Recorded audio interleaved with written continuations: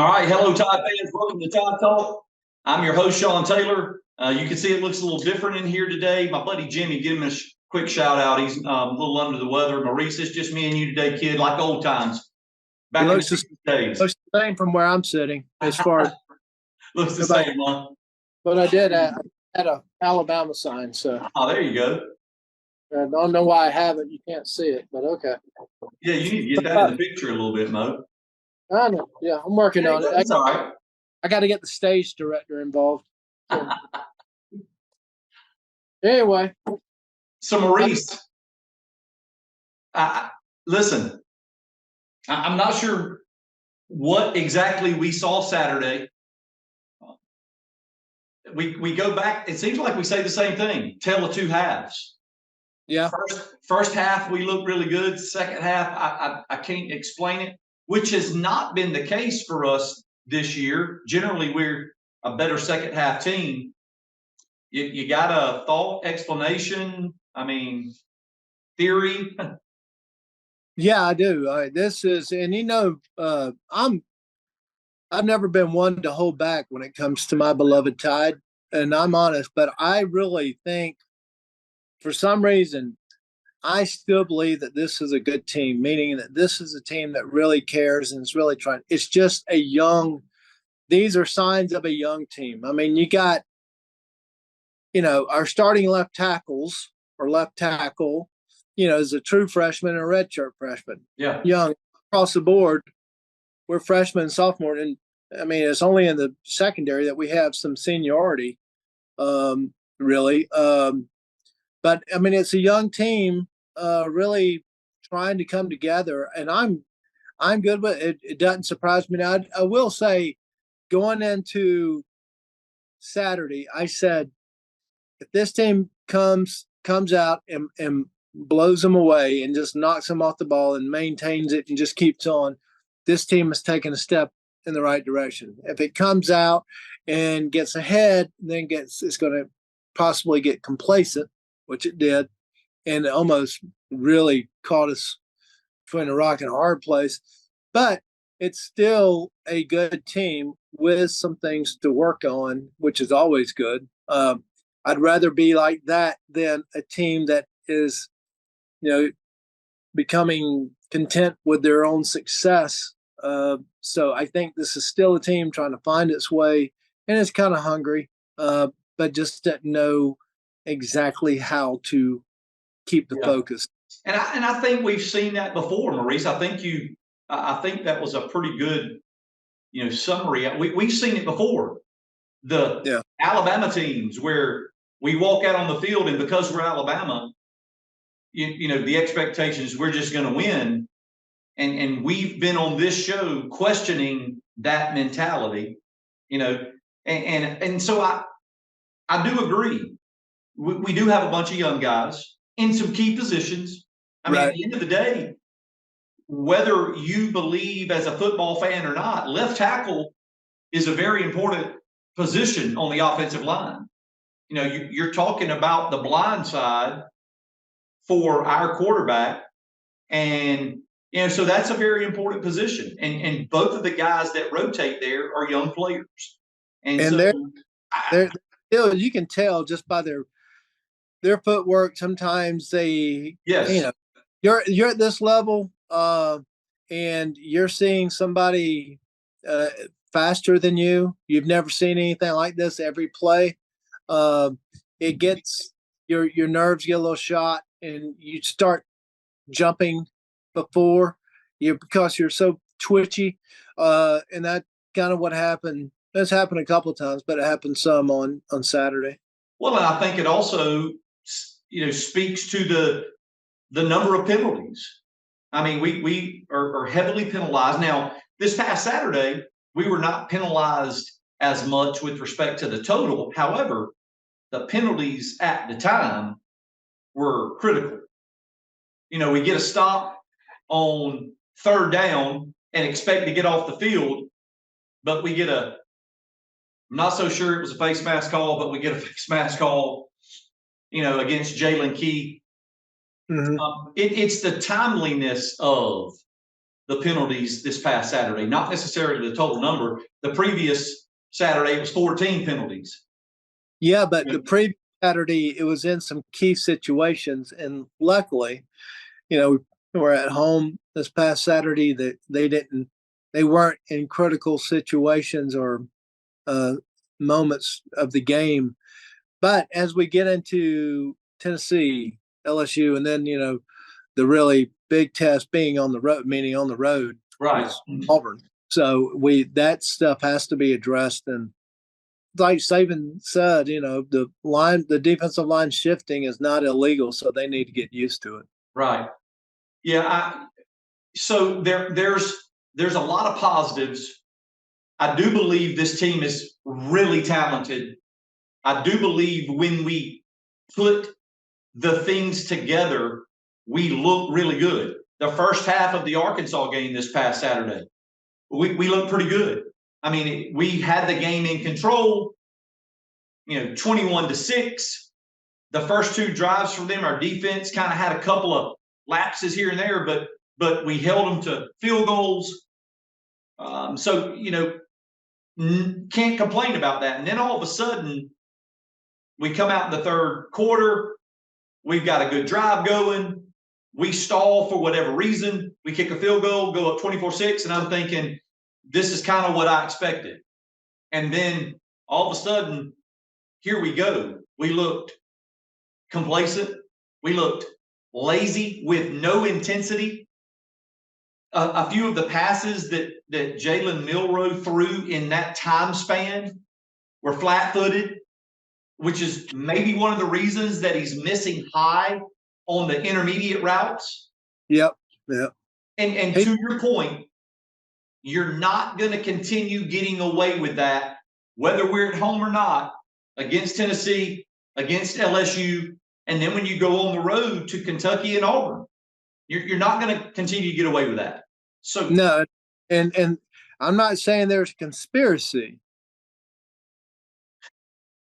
but I think some of the referees kind of look really hard at some of our plays, and they're quick to grab the hanky.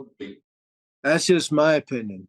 I don't know, man. I questioned several calls that were made the week before and last week. I questioned several calls. Yes. But, maybe that's people get tired of Alabama winning and being in the conversation all the time. I don't know. One team in the stadium, but I do mind playing two. Yeah. So again, Tennessee week, got to clean some things up. Now, I'll be honest. I did watch the Tennessee game Saturday. Surprising. Yep.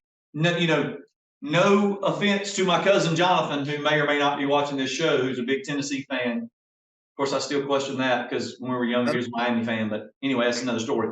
But I'll have that. Not very impressed with Tennessee.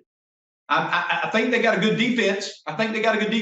Their front seven's good. They're fast. They're athletic. They're going to get after the quarterback. Yeah.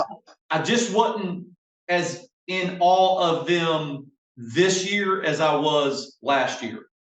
Well, I think last year offensively they got that gel going. Hooker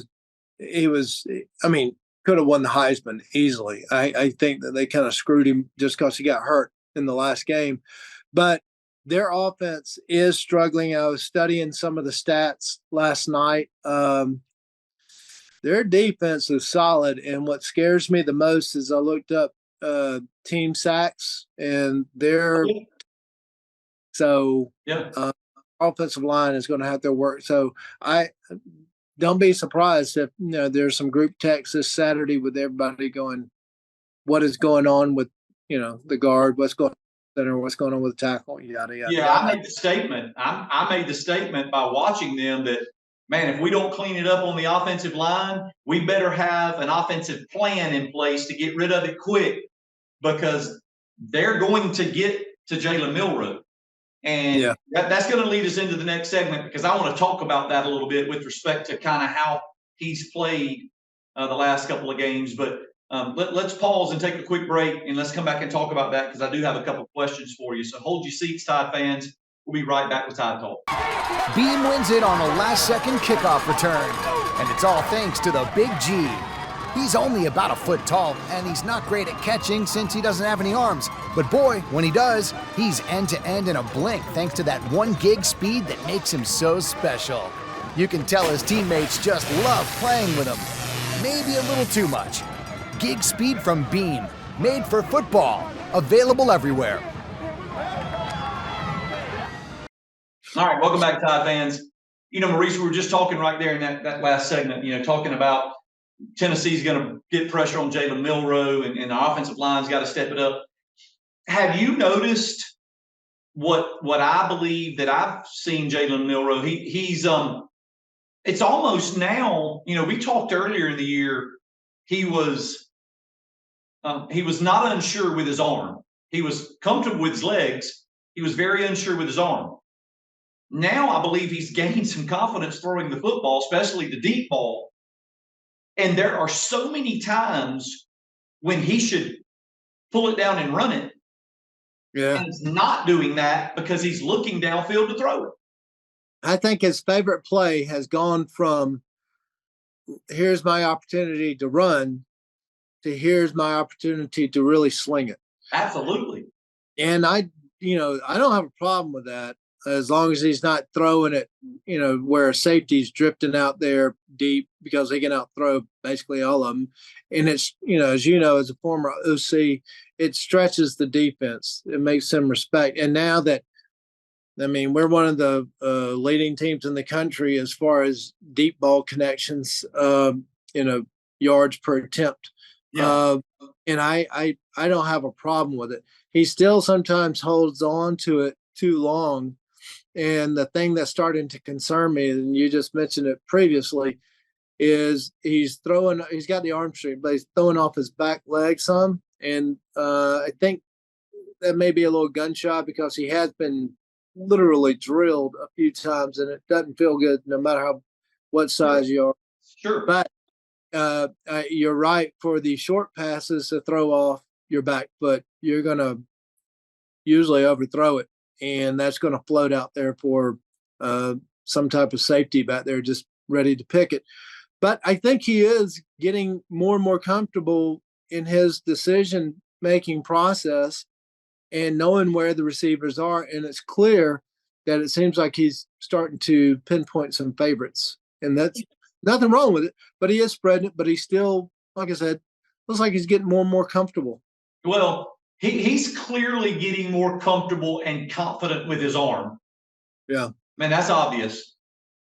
But you can't get away from your athleticism and the ability to avoid a rush with your legs. When you're as athletic and fast as he is, there are just going to be times that you got to get the 7 or 8 yards by when you drop back and it opens in the middle. You've got to hit it a few times. Number one, it is going to make those intermediate throws a little easier because you're going to draw linebackers to you.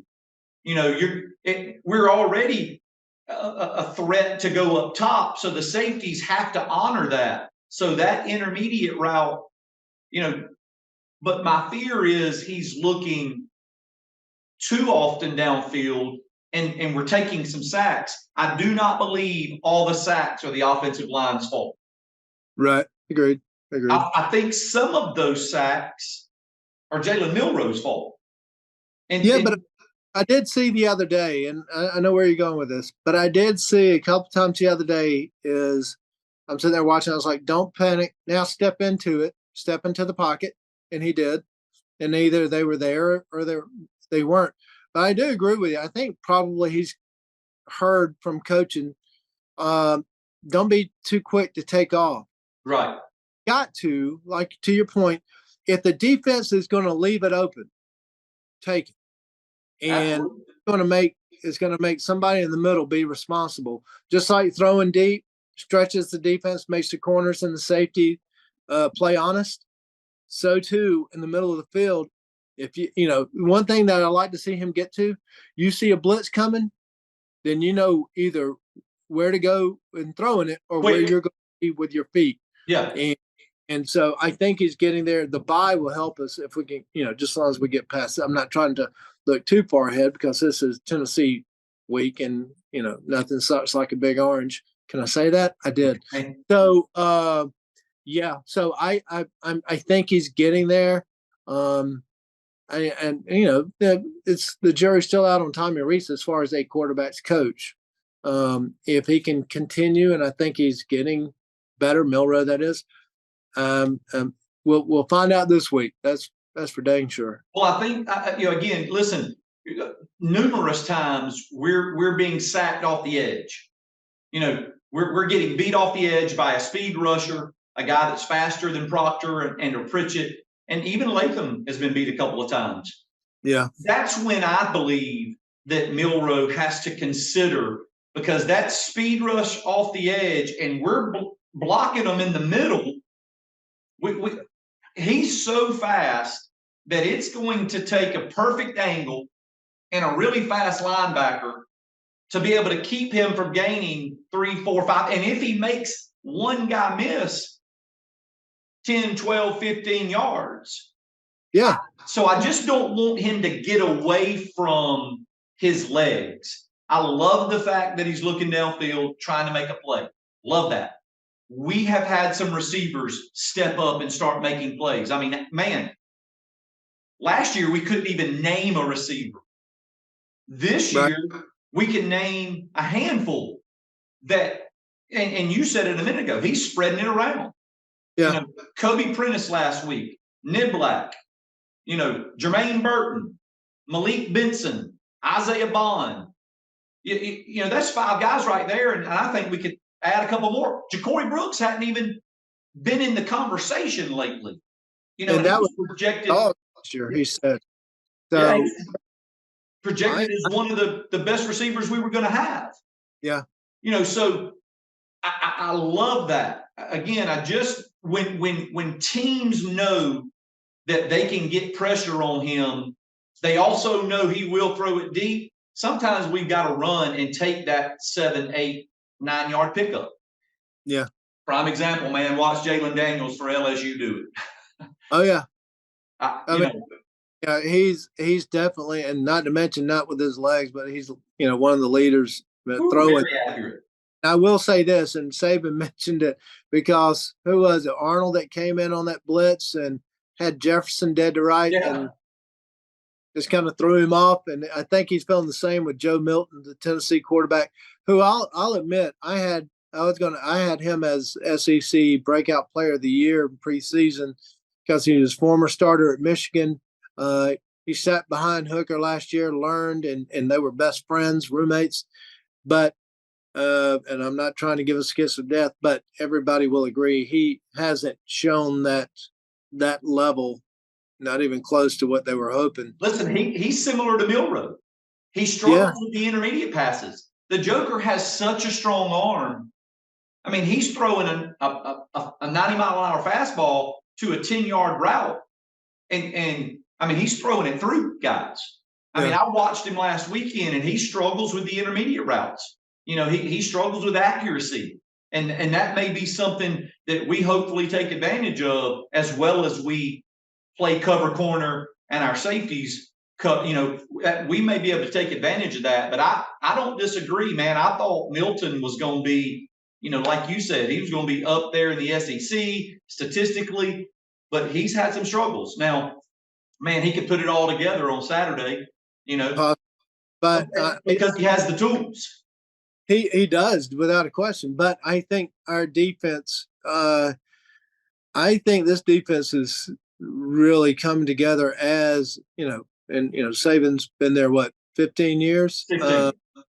I would say this defense is getting into the top 5 to where, you can't run on them. Their rushing defense is so much improved since the Texas game. Coverage is really good. Rarely do you see this. Yeah, that's right. They're very organized. and they've proven with Lawson being out And that Malachi Moore. we can have people come in and not really show any weakness. That's I think the defense is getting solid, so I think we can keep Milton under check. It's going to be this is going to be one of the better ones. Yeah. This Perfect lead into the next segment, Maurice, because we haven't really spoken about the defense, but I do agree they are setting themselves up to be pretty special. So let's take a quick break. Hold your seats, Tide fans. We'll be right back with Tide Talk. Beam wins it on a last-second kickoff return, and it's all thanks to the Big G.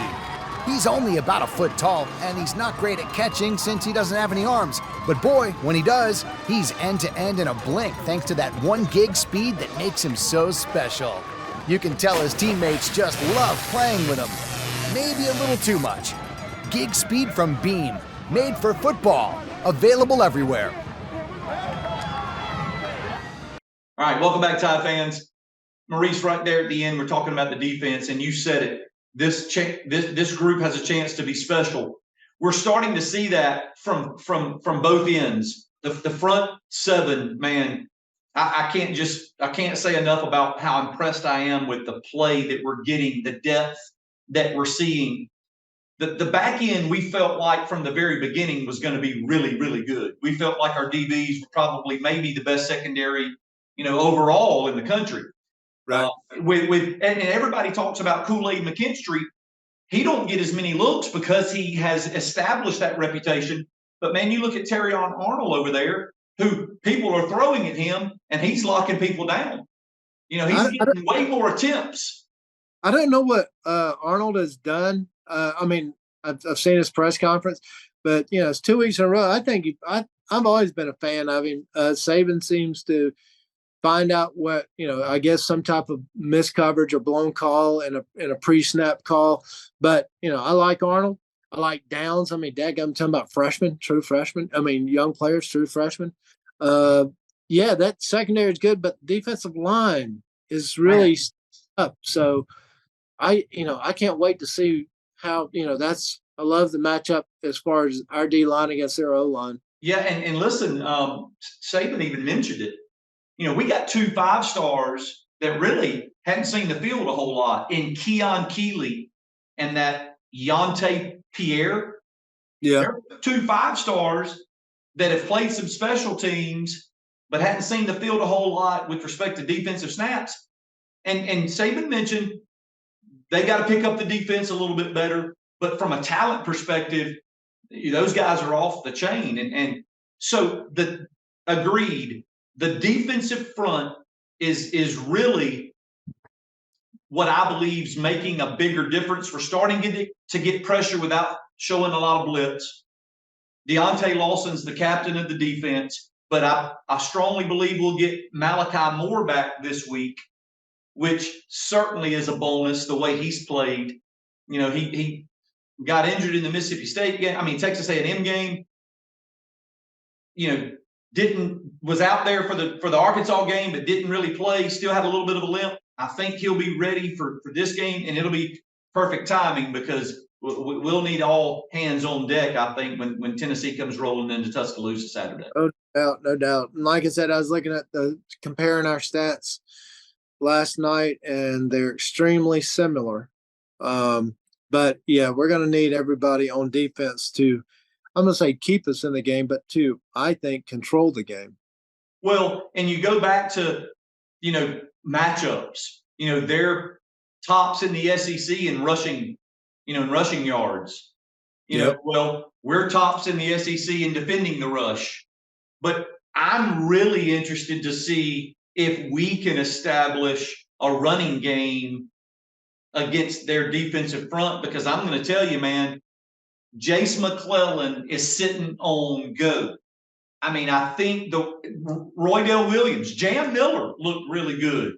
So, we got some guys that are sitting on go. And, man, if we can start establishing that running game, make it a little bit more consistent, gosh, man, I think that opens just opens everything from an offensive perspective. And we finally, maybe we'll see, the team that we're expecting that we believe can really show up and show out.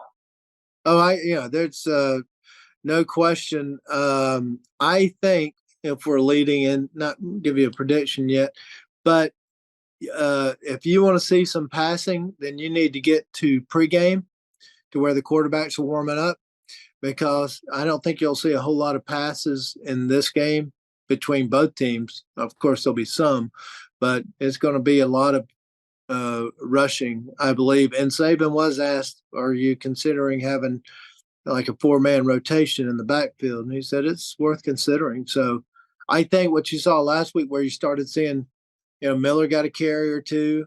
I didn't see Haynes, but Haynes didn't get a carry, but he did against Texas A&M. Right. And looked really good. And I would hate to stand between him and the goal line, because he is a wrecking crew.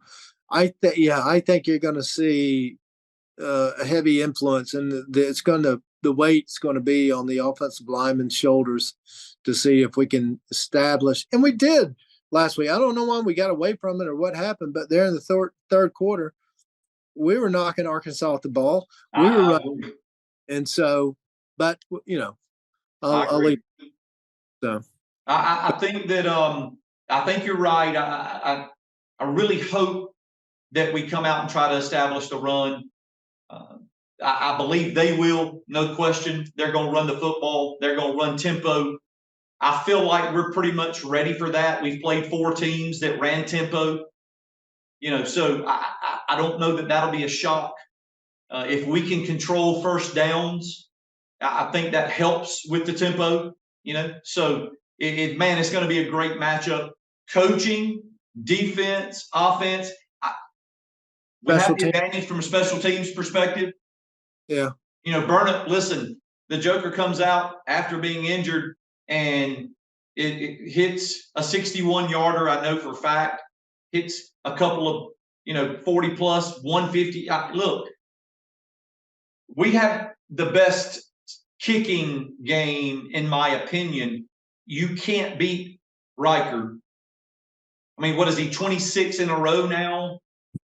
All-time SEC leading scorer. All-time SEC leading scorer. Man, it's a blast from our change from a few years ago when we were so concerned that, my God, we can't kick a field goal. Right.